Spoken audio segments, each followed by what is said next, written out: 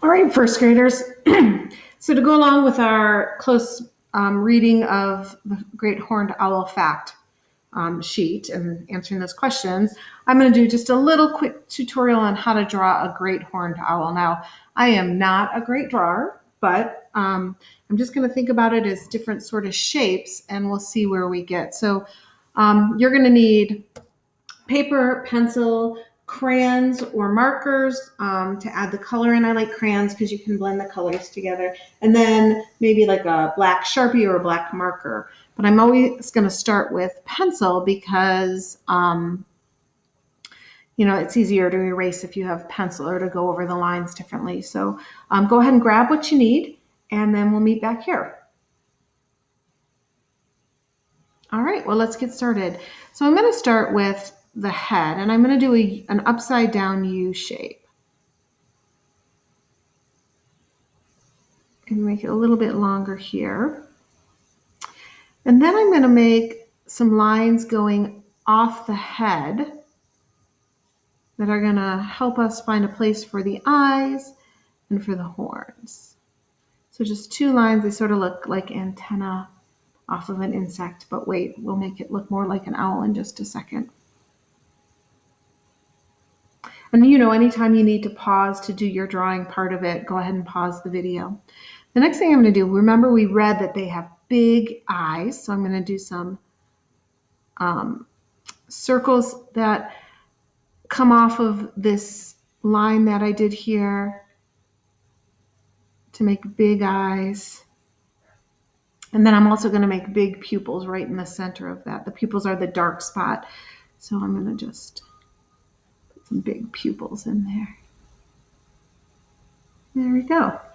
And there's the start of the face. And then off of here, this is where I'm going to make the horns. And, we read that they're not really horns, they're tufts of feathers. But if you go down like this, and another line like down like that, then you have the horned parts.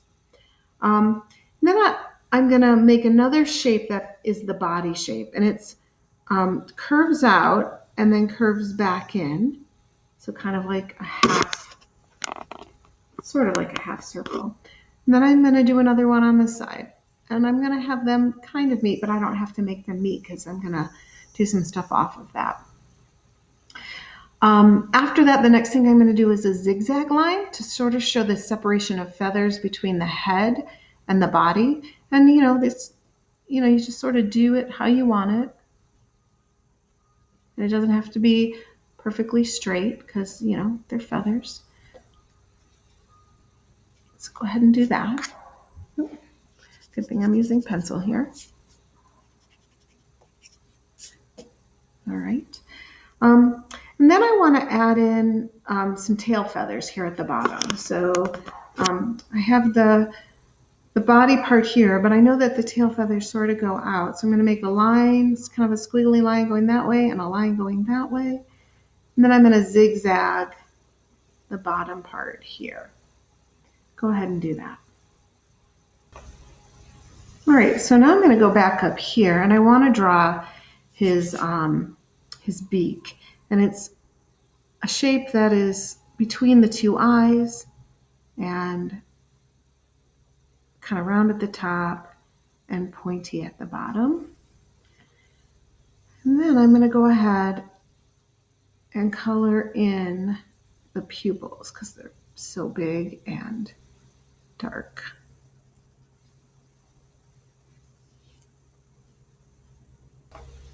Right now I want to add some of the details of the feathers on the body. So I'm going to do sort of a U shape going down, but I'm going to make it look like feathers. So sort of giving him like a place where his chest would be right there. And then I can just go ahead and mimic that shape again to show layers of feathers, and it doesn't have to be perfect. We'll just sort of, because we're going to be filling that in with crayons or pencils or markers to make the feathers sort of stand out. on there. And then at the bottom here, his tail feathers, I want to make them a little bit more distinct. So I'm gonna start adding longer feathers, but sort of uneven, because you know the feathers sort of layer over each other.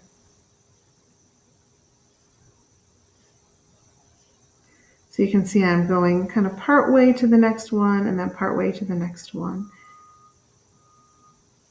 And then the other ones I'm going to have curving in the opposite direction.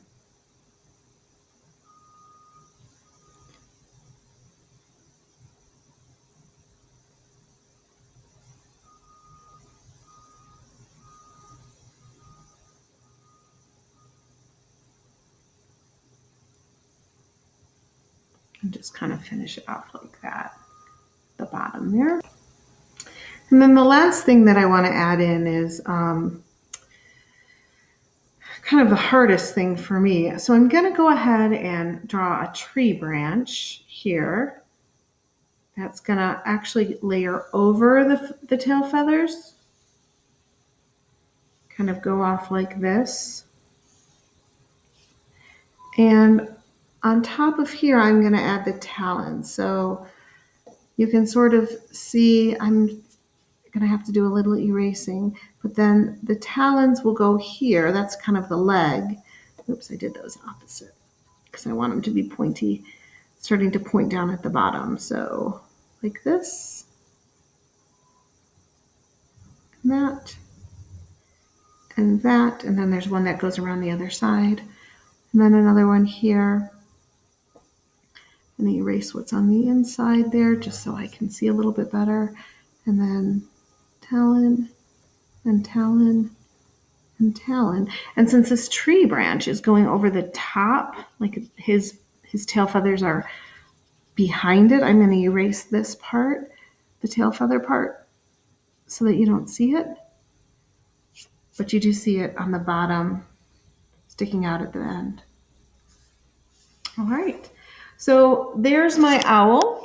And he's ready for color. So, you know, owls are, especially great horned owls, are mixtures of different kind of brownish colors.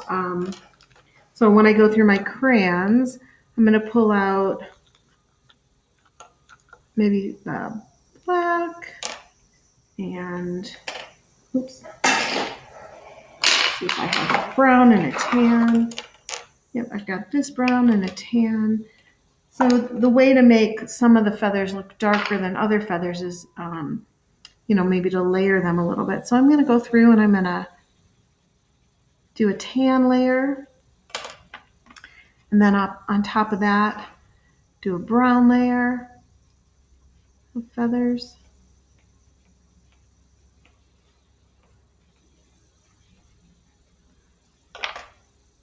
And then I can either use a crayon, or if you have a Sharpie or another black marker, you can outline some of these things so that they stand out. So you're going to outline the lines that you want to keep so they stand out a little bit.